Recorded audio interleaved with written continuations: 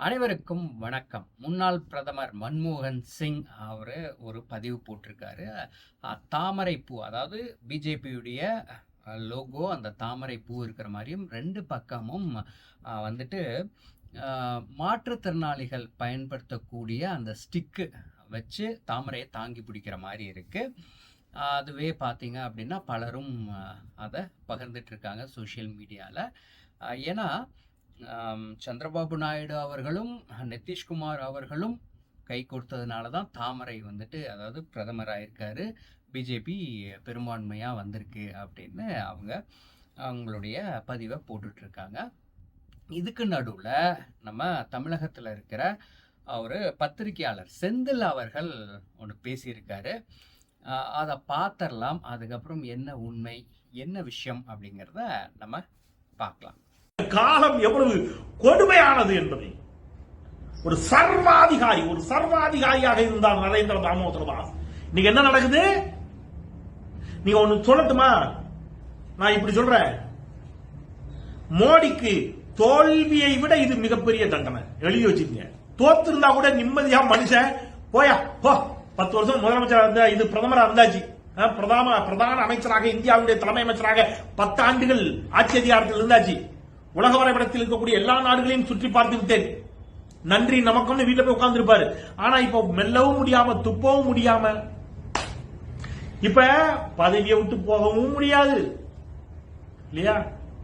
அதிகாரமும் பண்ண முடியாது. நீங்க நினைச்ச நேரத்துக்கு 2000 ரூபாய் செல்லாது, 1000 ரூபாய் செல்லாது, 500 ரூபாய் செல்லாதுன்னு சொல்ல முடியாது. இப்ப மீம்ஸ் போட்டு தாளிக்கிறாங்க மக்கள். என்ன மீம்ஸ் வருதுனால ஒரு மீம்ஸ் போட்டிருக்கான் ஒருத்தன்.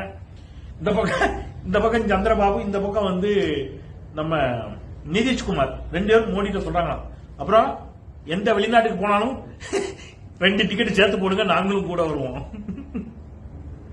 பாத்தீங்களா?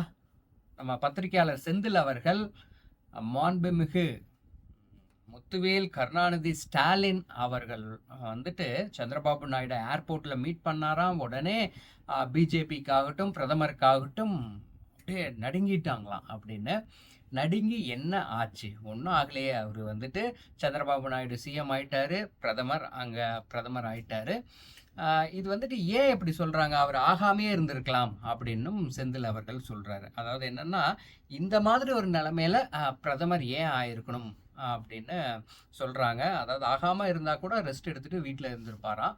இப்படி ஆனது அவருக்கு ஒரு என்ன சொல்றது, ஒரு பயத்தையும் என்ன பண்றது அப்படின்ட்டே மாதிரி அவரு சொல்றாரு. அந்த மாதிரிலாம் எதுவுமே இல்லை செந்தில் அவர்கள். அவர் ஏன் கவலைப்படுறாருன்னு தெரியல.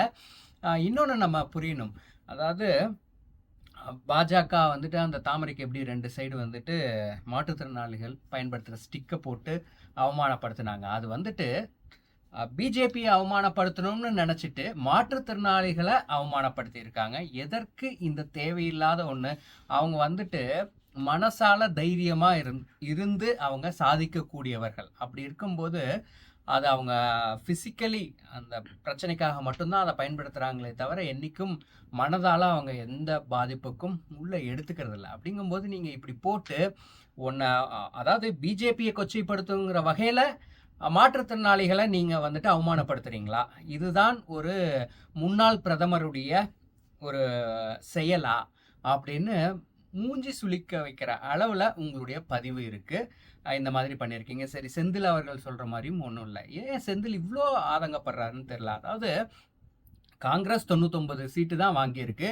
ஒட்டுமொத்தமாக அவங்களுடைய இந்தி கூட்டணின்னு சொல்லி கிட்டத்தட்ட ஒரு 20க்கும் மேற்பட்ட கட்சிகள், 28 கட்சிகள் இல்லையா, அவங்கெல்லாம் சேர்ந்து வாங்கினதை விட பிஜேபி மட்டும் அதிகமாக வாங்கியிருக்கு அப்படிங்கிறது உங்களுக்கு தெரியணும். தெரியல அப்படின்னா ரிசல்ட்டை பாருங்கள். ஓட்டு எண்ணி முடிச்சாச்சு, ரிசல்ட் ஆட்சியும் அமைச்சாச்சு. பாருங்கள், கொஞ்சம் பார்க்க வேண்டியது இருக்குது. பார்க்காமையே வந்துட்டு அவங்க அப்படி இவங்க இப்படி அப்படிலாம் சொல்லக்கூடாது. மன்மோகன் சிங் வந்துட்டு 100 சீட்டுக்கு மேலே தேவைப்பட்டது. அங்கே இங்கே அவங்கக்கிட்ட இவங்ககிட்ட எல்லா கட்சிக்கிட்டையும் வாங்கி அவர் பிரதமராக வந்தார்.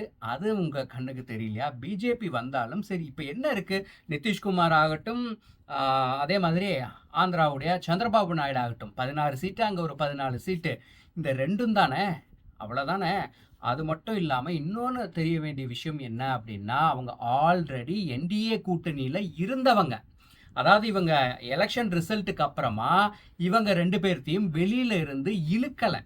அத நம்ம கொஞ்சம் புரிஞ்சுக்க வேண்டியது இருக்கு. அப்படி இருக்கும்போது மெஜாரிட்டி இல்ல, மெஜாரிட்டி இல்லன்னு எப்படி சொல்ல முடியும்? அதாவது அம்மா வந்துட்டு திமுகவ பார்த்து அவங்க ஆட்சியில இருக்கும்போது சொன்னாங்க. மைனாரிட்டி திமுக, மைனாரிட்டி திமுகன்னு. அந்த மாதிரியா இவங்க பிஜேபி இருந்திருக்காங்க? இல்லையே. அவங்க அவங்களுக்கு தேவையான சீட்டு, அவங்களுடைய அலையன்ஸ்ல இருக்கிறவங்களோட சேர்ந்து இப்போ கூட்டணியா அவங்களுடைய ஆட்சி அமைச்சிருக்காங்க. இதுல யாருக்கு என்ன பிரச்சனை? 3வது முறையா பிரதமர் மோடி அவர்கள் வந்தது தான் உங்களுக்கெல்லாம் கண்ணு உறுத்துதா? அப்படிதான் நீங்க நடந்துக்கிறதும், நீங்க பதிவிடுறதுலயும் நமக்கு தெரிய வர ஒரு விஷயமா இருக்கு. அதுதான் உங்களுக்கு பிரச்சனையா இருக்கும்னு நினைக்கிறேன். அதனால இப்படி மாற்றுத்திறனாளிகளையும், அதே மாதிரி மீண்டும் மீண்டும் பிஜேபியும் இப்படி கூட்டணி இல்ல, அவங்க இல்லாம இவங்க இல்ல அப்படிங்கிற மாரிலாம் சொல்றத இனியாவது நிறுத்திக்கணும். கொஞ்சம் தெரிஞ்சு, புரிஞ்சு பதிவிட்டா நல்லது.